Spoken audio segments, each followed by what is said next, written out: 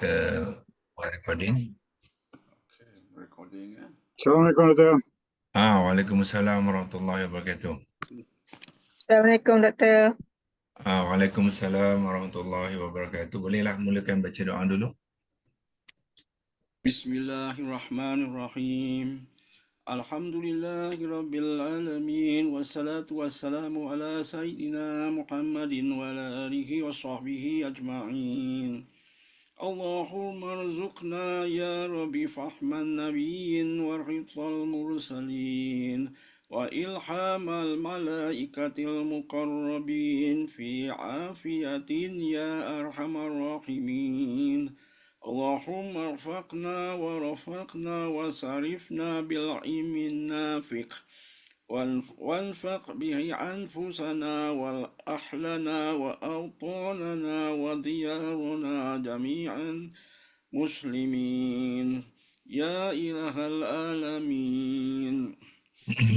اللهم اهدنا بهداك واجعلنا ممن يصارع في رضاك ولا تولنا وليا سواك ولا تجعلنا ممن خلف أمرك وأصاك وحسبنا الله ونعم الوكيل ولا حول ولا قوة إلا بالله العلي العظيم وصلى الله على سيدنا محمد وعلى آله وصحبه وسلم walhamdulillahi rabbil alamin.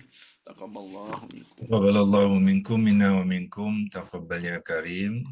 Seperti biasa kita mulakan dengan mengucapkan kesyukuran kepada Allah SWT yang telah banyak memberikan kita nikmat, kurniaan-kurniaan dan juga kemudahan-kemudahan untuk kita meneruskan kehidupan kita.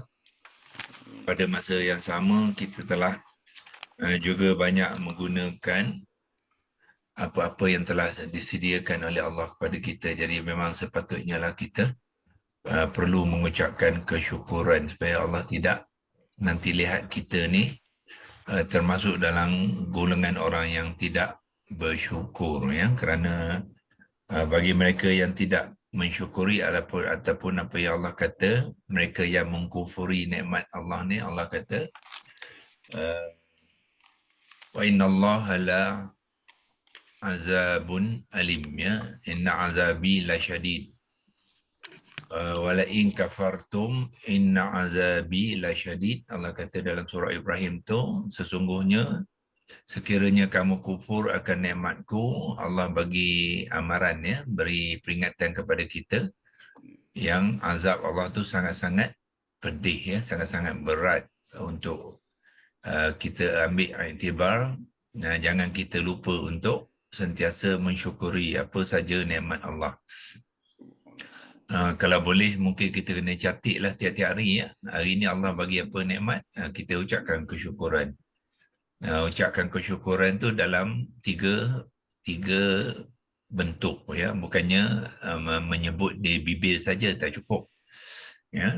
Mensyukuran tu mengucapkan dengan bibir, dengan lidah kita al-lisan, mesti diikuti dengan hati kita, yang mana hati kita ikhlas untuk mengucapkan kesyukuran kepada Allah SWT. Kemudian diterjemahkan dalam akhlak kita, perbuatan kita, perlakuan kita, ya. Kalau kita kata kita mengucapkan terima kasih, alhamdulillah kepada Allah, tapi apa yang kita lakukan tu bercanggah dengan syariah, jadi tak betul lah tu, tak ngam orang kata, ya. So, semuanya kena selaraskan supaya akhirnya setiap pemikiran kita, setiap apa yang ada dalam hati kita, niat kita, setiap apa yang kita ucapkan tu dan setiap apa yang kita lakukan tu akan sebenarnya mencari keredaan Allah Subhanahu Wa Taala dan mendekatkan kita dengan Allah, dan seterusnya akan membina jalan kita ke syurga Allah, ya.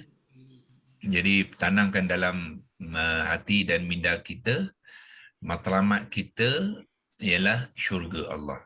Jadi kalau ada perkara-perkara yang kita sibuk dalam dunia ni yang menghalang kita untuk membina jalan ke syurga Allah tu, ketepikan dia, ya. Ketepikan dia. Ambil apa-apa saja yang membawakan kita mendekati Allah dan membina jalan kita ke syurga Allah. Itulah, ya. Jadi maknanya kita kena buat dua persediaan sekarang, ya. Yang pertama, persediaan untuk melalui alam barzah, alam kubur lah maknanya, ya. Itu kena buat persediaan. Sebab kita berada di alam barzah nanti lebih jauh daripada kita berada di dunia ni. Dunia ni mungkin kita 70, 80 tahun, ya, 90. Tetapi alam barzah nanti mungkin ribuan tahun. Jadi yang mana yang lebih memerlukan persediaan? Ya, yang lebih memerlukan sudah tentu alam barzah lah. Jangan kita sibuk sangat dunia ni, ya.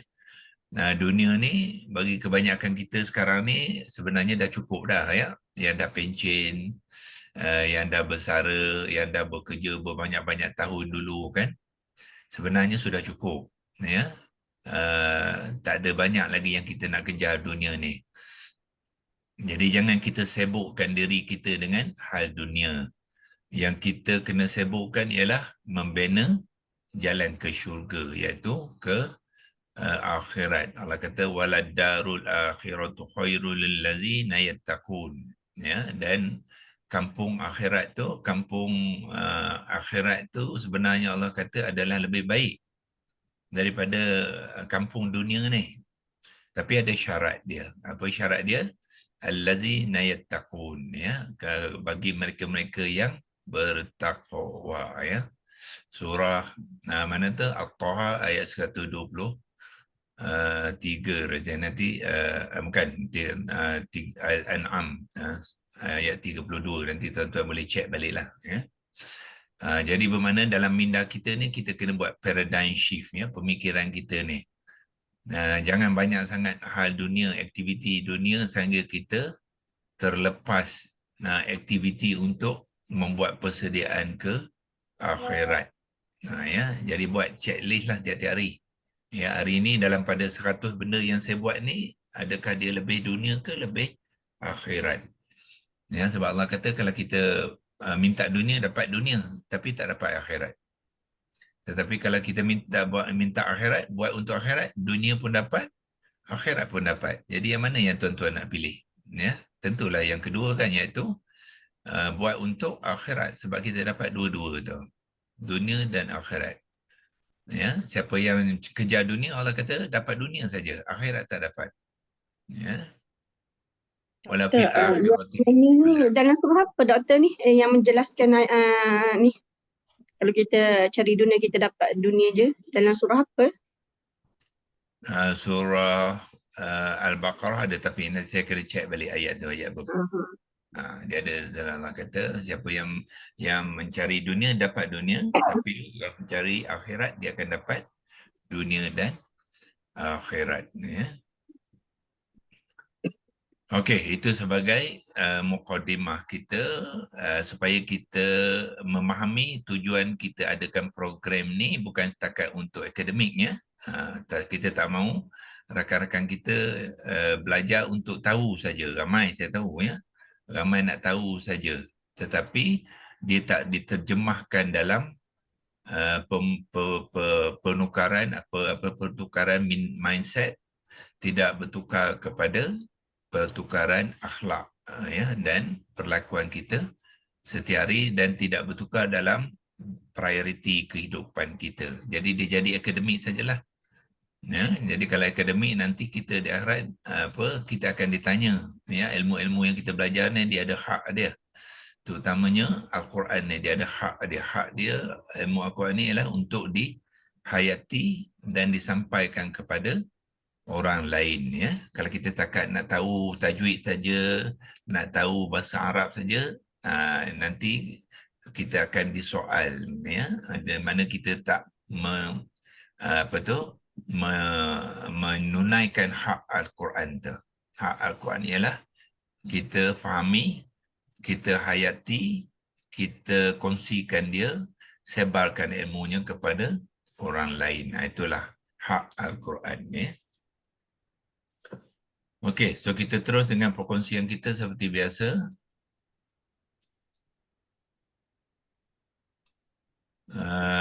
Di sini saya teruskan kepada leksi Logos. Okey, leksi Logos kita sebelum tu kita akan lihat minggu depan,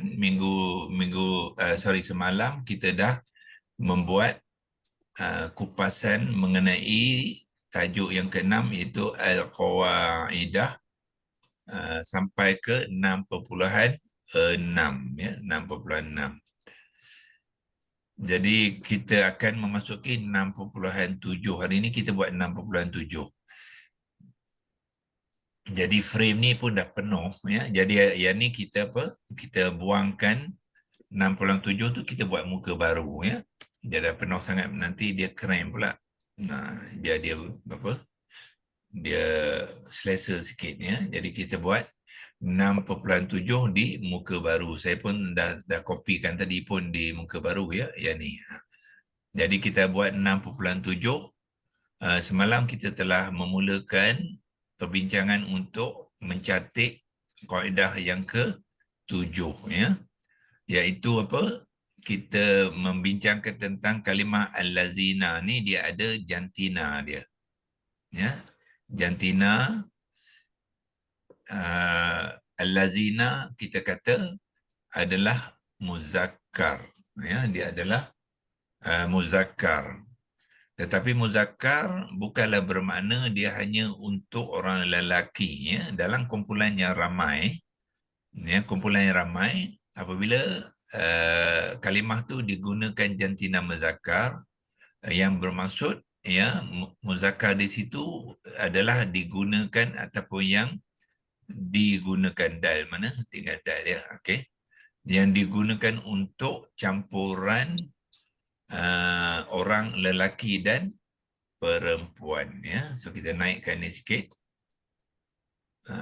Kita tambah ayat tu ialah campuran orang lelaki. Mungkin kita tak letak orang lah ya, sebab dia juga mungkin berlaku kepada benda juga ya, yang bukan manusia. Jadi kita letak campuran lelaki dan perempuan. Faro, mim, fa, waw, nun lah, perempuan. Ya, ini kaedah. Sebagai contoh, bila kita ada ayat contoh, ya ayyuhallazina amanu, wahai orang-orang yang beriman. Amanu tu dia menggunakan jantina yang muzakkar ya. Tapi tidak bermakna amanu tu hanya orang lelaki.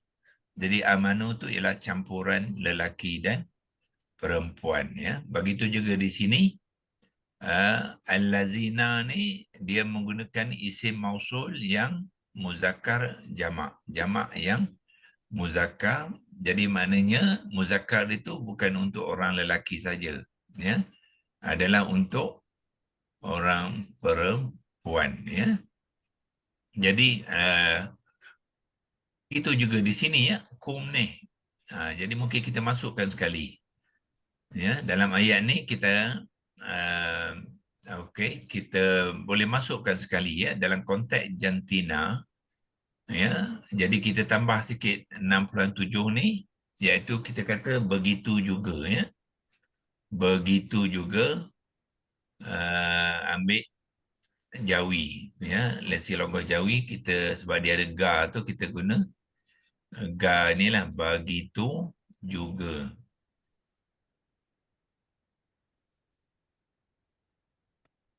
Juga ialah jim, waw, ga. Ya, begitu juga bagi kalimah ba, alif, ga, ya, kalimah kaf, lam, mim, ta, marbutah, Kita masukkan kalimah apa? Kalimah kum. Kum ialah kaf, waw, mim. Kaf baris depan, mana ada waw ya. Oh, ini kita apa? Kum nanti kita letakkan dalam Arab. Sini Melayu tak ada baris. So kita kopikan dia, bawa ke leksilogon Arab tadi, dan kita masukkan ayat selepasnya. Kita nak sambung, begitu juga bagi kalimah kum. Ya, kaf tu baris depan dan mim yang sukun. Siapa dimaksudkan sini ialah kum pun sama juga ya. Kum adalah kalimah muzakkar. Tetapi muzakkar dia bukan hanya ditujukan kepada orang lelaki, ya, dia ditujukan kepada satu kumpulan yang terdapat lelaki dan perempuan. Contohnya kalau ayat ni ditujukan kepada kita, qablikum, sebelum kamu, iaitu kita semua ni. Jadi kum tu bukannya untuk orang lelaki saja, ya, perempuan dalam kumpulan kita ni pun termasuk dalam kum juga. Itulah yang dimasukkan kaedah jantina kepada kalimah muzakkar adalah juga digunakan untuk lelaki dan perempuan.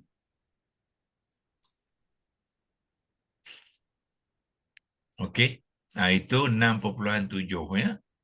So kita tambah lagi kaedah lagi yang kita boleh catikkan ya. So bermakna sekarang ni kalau kita sambung tunjukkan yang semalam tu, kita ada dah sampai 66 yang kaedah. Sebelum 64 ni ada 61 hingga 63 kita buat muka surat lain ya, frame yang lain. So banyak kita dah dapat kaedah-kaedah yang kita boleh pelajari daripada 3 rangkaian ayat ni, wallazi namin qablikum.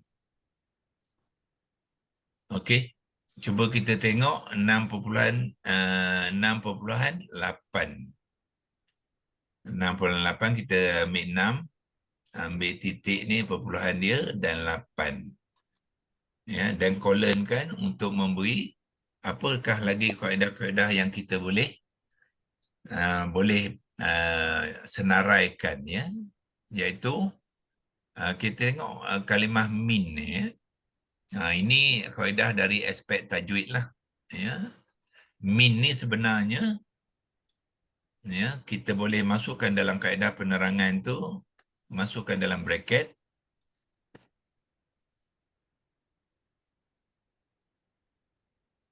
masukkan kalimah ya, copy je kalimah min dalam rangkaian kalimah ni ya, adalah asalnya ya, ataupun kita boleh buat ayat kalimah asal lah ya. Kalimah asal ialah hamzah sad lam. Dia asal ni sebenarnya bahasa Arab ya, kita gunakan perkataan Arab. Kalimah asal kepada min, kepada ya, min yang dalam ayat ni lah min ni ya. Apakah kalimah asalnya? Adalah boleh pinjam mana semalam adalah ni boleh copy. Adalah bagaimanakah kalimah asal dia min tu sebenarnya adalah min ni dia bertanda sukun ya. Dia bertanda sukun. Jadi nun tu adalah bertasydid, itu asal dia. Ya, kalau kita menulis min tu bersendiri tanpa kalimah lain, kita akan tulis dia dengan nun sakinah ya, nun sakinah. Okey, dan kita terangkan kenapa dia hilang tanda sukun ya. Jadi kita boleh masukkan dalam kaedah tu. Kaedah ni ialah penerangan ya, dia penerangan kenapa, mengapa, bagaimana, itu kaedah. Ya, dalam penerangan ayat tu mungkin kita tak dapat nak ceritakan kenapa dan mengapa dan bagaimana, panjang sangat pula penerangan tu. Jadi kita fokus kepada penerangan tu, kepada jenis dia, ciri dia, fungsi dia, pertalian dia, itu bahagian penerangan. Tapi kenapa macam tu ditulis? Ya, mengapa setengah daripada huruf digugurkan, tengah ditambah dan sebagainya, itu bahagian kaidah, ya, al-qawaidah. Jadi kita terangkanlah kenapa gugurnya tanda sukun, ya. Jadi kita boleh terangkan, ya. Buat ayat dia gugur ialah bahasa kena Jawi Melayu lah, sebab dia ada ga tu, ya. Kita padangkan yang ini, dan kita type lah gugur, ya. Gugurnya gawau ro-nya, ya. Gugurnya tanda sukun kita panggil, ya. Tanda ialah ta, nun, dal, alif, ya. Gugurnya tanda sukun sim, waw, kaf, waw, nun, ya. Sukun pada, ambil fa ni, pada huruf nun sakinah, ya. Kita ambil Arab dia lah harfun lah, harofa. Nun tu kita panggilkan nun sakinah, ya. Macam ni je nun sakinah, nun waw nun. Sakinah ialah sim, alif, kaf, nun, ta, marbutah. Itu cara, ya, mengeja sakinah. Ya, sa ada dua mat itu, alif mat jadi sim dibaca 2 harakat. Nun sakinatun, nunun sakinatun, itu asalnya, ya. Jadi kita terangkan kenapa tidak ada tanda sukun tu. Jadi kita ambil yang ni, kopikan kepada Arab tadi, masukkan kepada ayat ni, ya. Kerana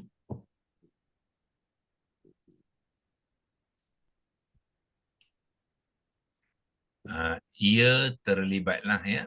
Ia tu dia menunjukkan kepada nun sukun ni tadi, ya. Nun sukun dan bertemu dengan qaf tu, dia melibatkan, ya,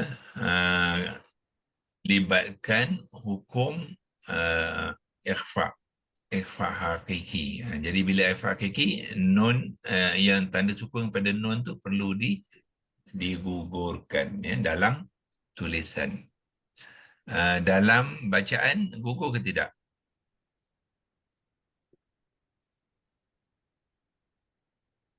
Dalam bacaan kita kekalkan sifat dengung dia, ya. Dia tak boleh gugur. Sebab sifat dengung tu dia gugur sifat-sifat lain, ya. Dia sebenarnya dia bukan digugurkan sifat lain tu. Dia disembunyikan, ya. Dia disembunyikan. Gugurnya tanda sukun ataupun yang lebih baik daripada gugur ni ialah saya nak tukarkan, kita gunakan metod ataupun pendekatan yang lebih tepat. Kita kata dia disembunyikan, ya, disembunyikan. Disembunyikan tanda sukun. Jadi kita ambil dalam dalam leksi logat Jawi tu kita letak disembunyikan. Beza dia, gugur ni kalau dia berlaku dalam idgham, ya. Sembunyikan ialah nya, ya, kaf, nun. Ini lebih tepat, ya. Kalau kita gugur tadi kurang tepat. Yang lebih tepat ialah disembunyikan. Kopi dia, bawa ke sini, tukarkan gugurnya tu, disembunyikan tanda sukun pada harfun nun sakinah, iaitu kerana ia bertemu, ya. Bertemu ta, mim, waw, bertemu dengan, Ada tak dengan sini? Kalau tak ada, kita ambil da dengan nga. Nga pun tidak ada ya.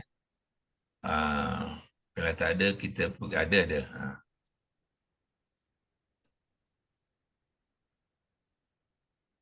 Dengan, ya, bertemu dengan huruf qaf.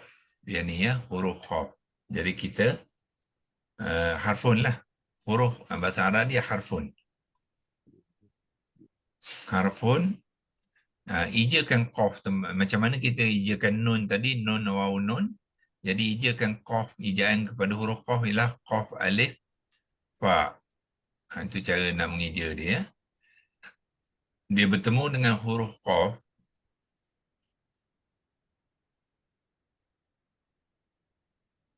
Bila apa berlaku? Bila bertemu dengan huruf qaf, jadi dia melibatkan ya. Jadi kita ambil yang masuk ke sini, melibatkan mim, lam, ya, ba, ta, kaf, nun ya. Melibatkan hukum. Hukum ialah hukum tu bahasa Melayu ya. Kalau bahasa Arab dia hukmun lah, tapi kita tak sebut hukmun, kita sebut hukum. Jadi gunakan bahasa Melayu lah. Walaupun dia asalnya daripada bahasa Arab. Hukum apa? Ikhfa. Kita panggil dia ikhfa. Hamzah khata' yang berkepala alif ya, sebab ini adalah isim masdar ya, ikhfa'un.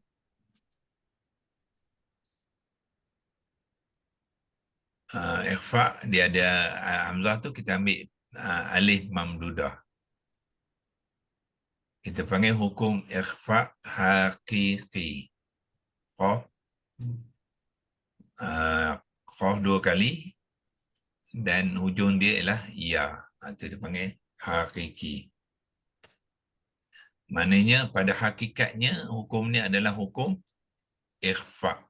Ya, min non sukun bertemu dengan qaf, dia melibatkan hukum ikhfa.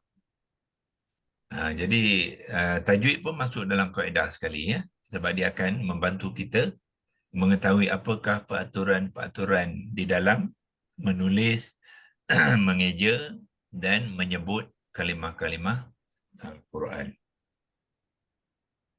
Okey.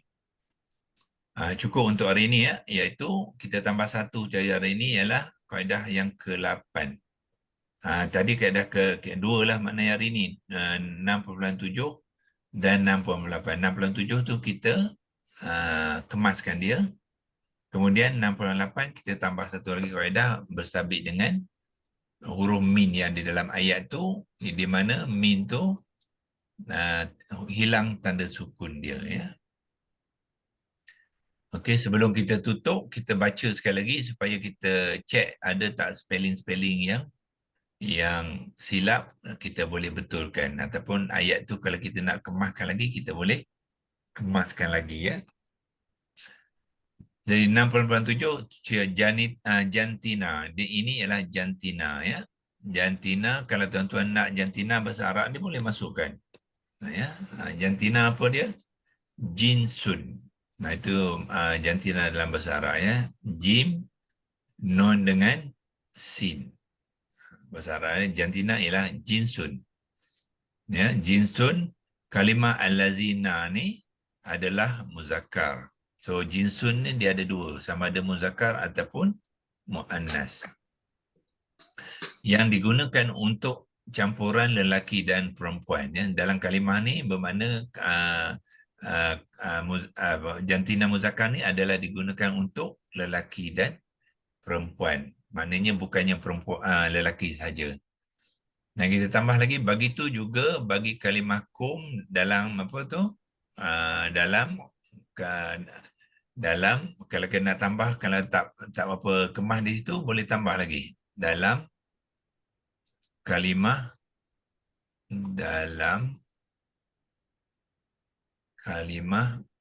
kaf lam mim ta mabutah, kalimah qablikum. Kan ada dalam qablikum tu ada kum kan ya. Jadi kum tu adalah bermaksud kamu semua lelaki dan perempuan.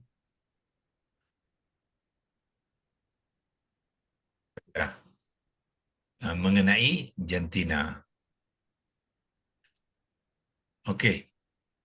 Dan 68 kalimah asal kepada min yang dalam ayat tu adalah min, maknanya nun tu ada sukun ya, ada sukun.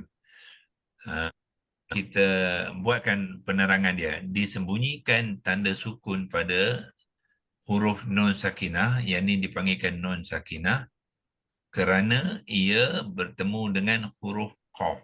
Ya, nun sakinah bertemu dengan qaf yang melibatkan, ni tekan ya tadi tak keluar agaknya, kita masukkan ya dia, okey. Yang melibatkan hukum ifa' hakiki ya. So ifa' hakiki ni maknanya persembunyian, dia masdar tu ya, persembunyian secara hakikat. Itu maksudnya ifa' hakiki tu. Ya, so kalau kita berbincang dari aspek tajwid, nanti kita akan bincangkan secara terperinci apakah yang dia masukkan dengan ifa' hakiki ni. Bagaimanakah nak menyembunyikan huruf nun sakinah tu. Okey, so untuk hari ini kita sampai di sini dulu. Boleh kecil dan besarkan supaya kita boleh simpan dalam frame dia. Ya, so kalau tuan-tuan nak ambil screenshot pun boleh ya, ambil screenshot dia untuk kita simpanan. Yang ni kita simpan dalam print screen, dan pada masa yang sama kita simpan dalam text document folder download. Ambil yang ni dan tukarkan pada yang ni ialah 29. Save. So bila dah simpanan tu dia dah selamat dah ya. Jadi kalau kita nak copy and paste balik, kita boleh copy kan daripada file yang kita simpan tadi, pastekan balik dalam frame Lexilogos ni ya. Okey, itu saja untuk hari ini. Kita tengok besok ada tak lagi tambahan kaedah. Kalau ada, nanti kita akan masukkan lagi tambahan 6.9 ya. Kemungkinan dia akan melibatkan ada pertalian, 2 pertalian di sini. Iaitu pertalian pertama tu ialah jar wa majrur, dan pertalian kedua itu ialah idhafah. Itu kita boleh bincangkan besok, dan kalau perlu kita buat frame baru, kita masukkan frame baru. Mungkin kaedah yang seterus itu panjang lebar sikit penerangannya, kita buka frame baru ya, insya-Allah. Okey, cukup untuk hari ini. Wabillahi taufiq wal hidayah. Wassalamualaikum warahmatullahi wabarakatuh. Boleh bacakan doa penutup.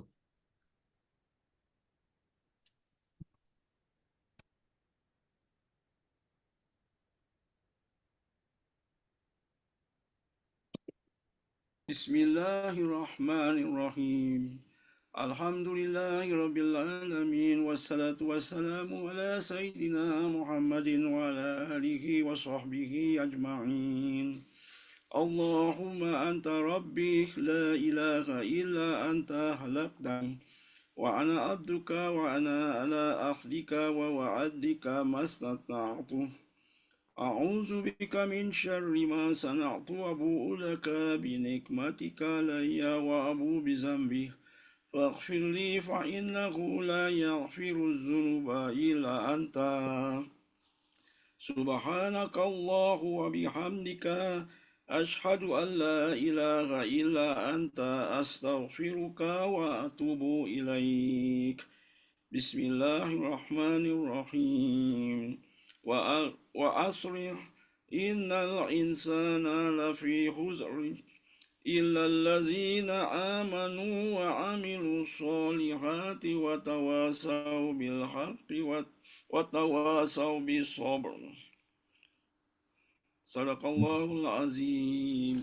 Inna InsyaAllah jumpa lagi ya. taqabbalallahu minkum.